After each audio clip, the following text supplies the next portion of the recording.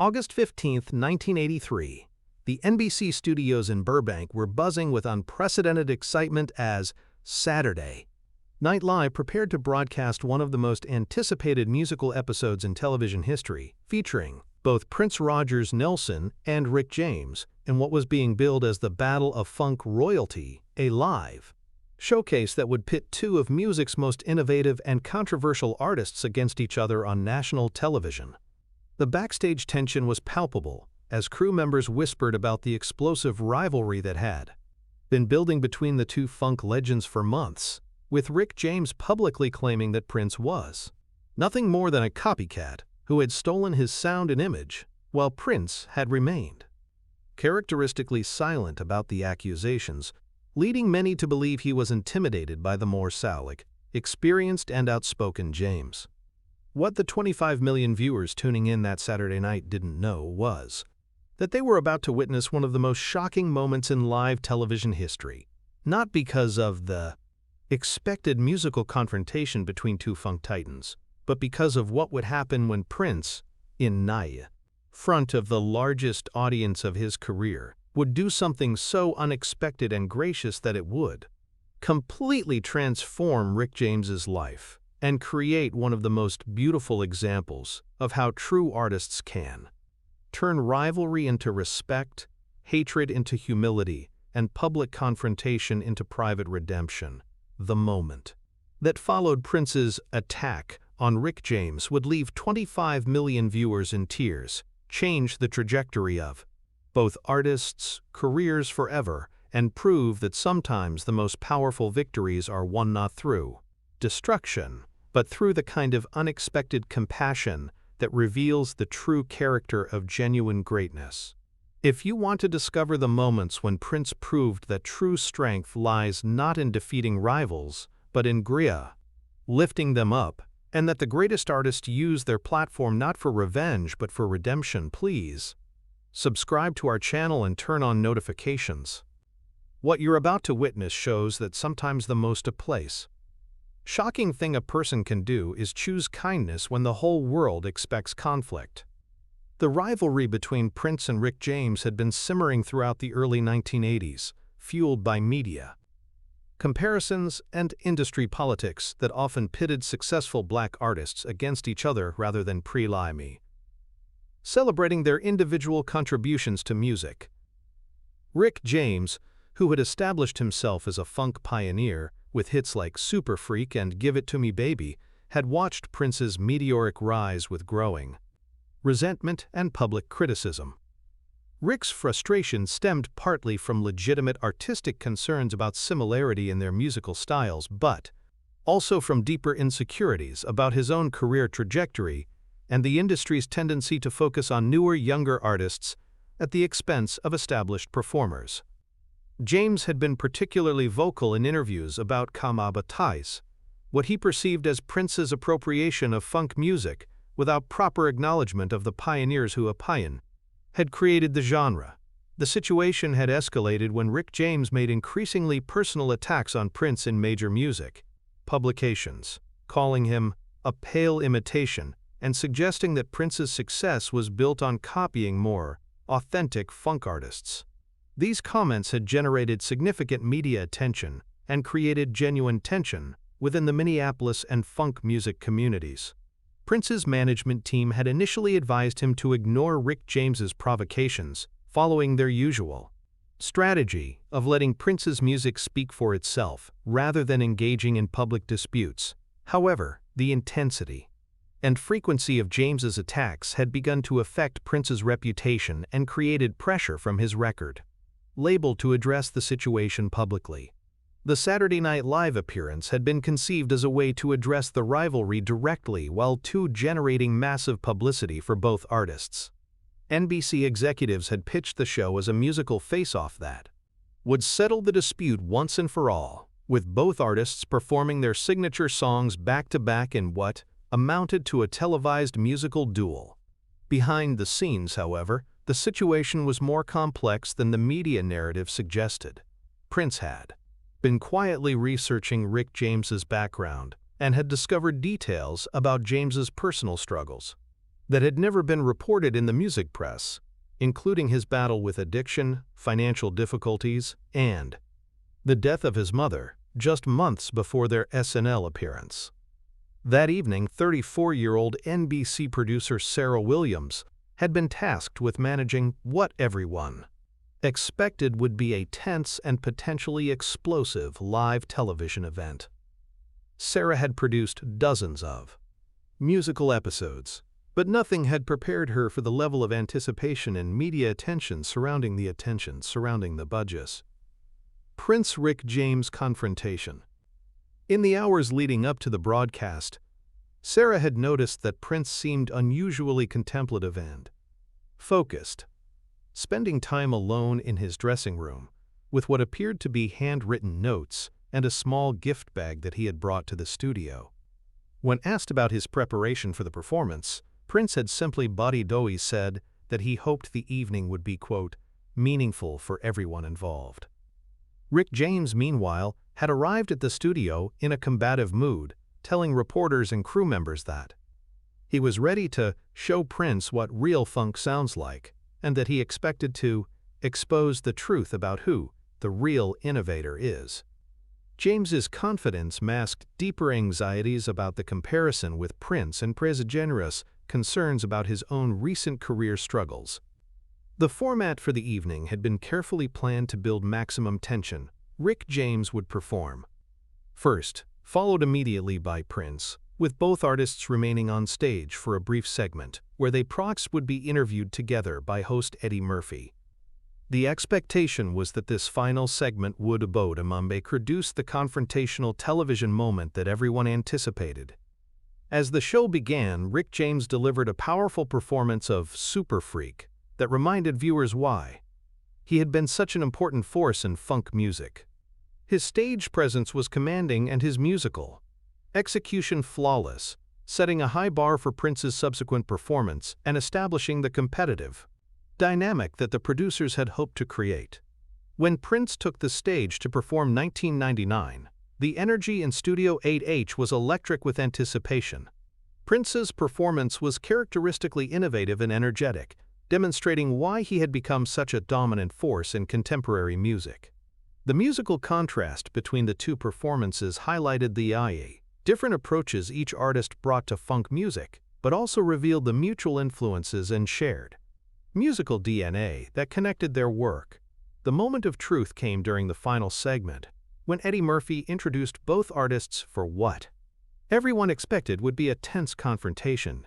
Rick James sat confidently in his chair, ready to continue the Gant-Burris verbal sparring that had characterized their public relationship, while Prince appeared calm but determined as he prepared for what the audience assumed would be his response to months of criticism and provocation. What happened next would shock everyone in the studio and the 25 million viewers watching at home as Prince did something that no one, not the producers, not Rick James, not even Prince's own management team had anticipated. Before we reveal what Prince did on live television that left 25 million viewers and Rick James himself completely stunned, I want to ask you something. Have you ever been in a situation where someone expected you to fight back, but you chose a completely different response? How did that choice change the dynamic of the situation? Share your thoughts in the comments below. Instead of launching into the expected attack or defensive response, Prince reached into the small gift bag he had brought to the studio and pulled out what appeared to be a handwritten letter and a small wrapped package. The studio audience fell silent as Prince turned directly to Rick James with an expression of genuine respect and Bill's humility. "Rick," Prince said, his voice carrying clearly through the studio's microphones, "I didn't come here tonight to argue with you or to prove anything about who's better at making music. I came here because I wanted to thank you publicly for everything you've taught me about funk music, and to apologize for not acknowledging that influence sooner." The reaction in Studio 8H was immediate and dramatic. Rick James's confident expression shifted to one of complete surprise and confusion, While Eddie Murphy and the studio audience sat in stunned silence as Prince continued speaking with obvious sincerity and emotion. "I've been listening to your music since I was a teenager," Prince continued, "and your innovation and creativity have influenced my work in ways that I should have acknowledged publicly long ago. Instead of responding to your criticism with more criticism, I want to use this moment to give you the recognition you deserve and to apologize for any hurt that my silence might have caused." Prince then handed Rick James the letter and package, explaining that the letter contained a detailed acknowledgement of Rick's influence on his musical development, while the package contained something that he hoped would demonstrate his genuine respect for Rick's artistry and contributions to funk music. When Rick James opened the package on live television, he discovered a custom-made gold medallion engraved with the words "Funk Pioneer Rick James" and a personal inscription from Prince that read, "To the master who taught me to be free, with respect and gratitude, Prince." The emotional impact of Prince's gesture was immediate and profound. Rick James, who had been prepared for confrontation and competition, found himself visibly moved by the unexpected display of respect and gesture recognition. The camera captured tears forming in Rick's eyes as he held the medallion and read Prince's inscription. "I don't know what to say," Rick said, his voice breaking with emotion. "I came here tonight ready to fight, and you show me this kind of love and respect. This is beautiful, man. This is what music should be about." What followed was one of the most remarkable moments in live television history, as Rick James stood up and embraced Prince on stage, while 25 million viewers watched two rivals transform their conflict into mutual recognition and respect. The studio audience erupted in sustained applause that lasted several minutes, recognizing that they had witnessed something extraordinary and unprecedented. But Prince wasn't finished with his demonstration of grace and generosity.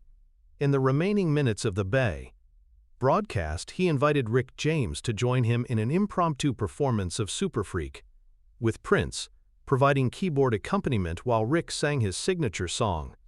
The collaboration was electric and joyful, showing how their different musical styles could complement rather than compete with each other. Now I want to ask you something that might change how you think about conflict and competition. When have you seen someone choose grace over victory or kindness over proving a point? The most inspiring part of this Laka's story is about to unfold. The impact of Prince's gesture extended far beyond the immediate television broadcast. In the days and weeks that followed, the story of what happened on Saturday Night Live became a cultural phenomenon, with newspapers, magazines, and television news programs featuring extensive coverage of the moment when rivalry became respect. Rick James granted numerous interviews in which he spoke eloquently about Prince's grace and generosity, acknowledging that the experience had changed his perspective on both Prince and the music industry as a whole. "Prince showed me something about class and character that I'll never forget," Rick said in a Rolling Stone interview. "He had every right to come at me hard, but instead he chose to lift me up. That takes real strength." The medallion that Prince had given to Rick James became one of Rick's most treasured possessions, and he wore it during subsequent performances and interviews as a reminder of what he called the night Prince taught me about forgiveness and respect. The gesture had a profound impact on Rick's approach to his own career and relationships within the music industry. Prince's demonstration of grace under pressure also enhanced his reputation within the entertainment industry, with many artists and industry professionals commenting on his maturity and character. The incident became a true, frequently cited example of how successful artists could handle conflict and competition with dignity and class. The collaboration between Prince and Rick James that began that night on SNL continued sporadically over the following years, with both artists contributing to each other's projects and maintaining a friendship that had grown out of their televised reconciliation. Their professional relationship became a model for how artistic competition could evolve into mutual support and creative collaboration. The television episode itself became one of the most requested and frequently replayed SNL segments, with the Prince-Rick James reconciliation consistently ranking among the most memorable moments in the show's history. NBC received thousands of letters from viewers who had been moved by the unexpected display of grace and forgiveness they had witnessed. The impact on both artists' careers was significant and positive. Prince's demonstration of character and maturity helped solidify his reputation as not just a talented musician but a thoughtful and generous person, while Rick James experienced a career resurgence partly attributed to the renewed respect and attention he received following the SNL appearance. Music industry executives and observers frequently cited the Prince-Rick James reconciliation as an example of how artist conflicts could be resolved constructively, and the incident influenced how record labels and management teams approached similar situations in subsequent years. The story also became an important case study in conflict resolution and public relations, with business schools and communications programs using the SNL incident as an example of how unexpected gestures of respect and recognition could transform negative situations into positive outcomes for all parties involved. Today, the Prince-Rick James SNL reconciliation is remembered as one of the most powerful examples of how true greatness is measured not by the ability to defeat rivals but by the wisdom to recognize their contributions and the grace to acknowledge those contributions publicly. The incident demonstrated that the most shocking thing a person can do is often the kindest thing, and that genuine strength is revealed through acts of generosity, rather than displays of dominance.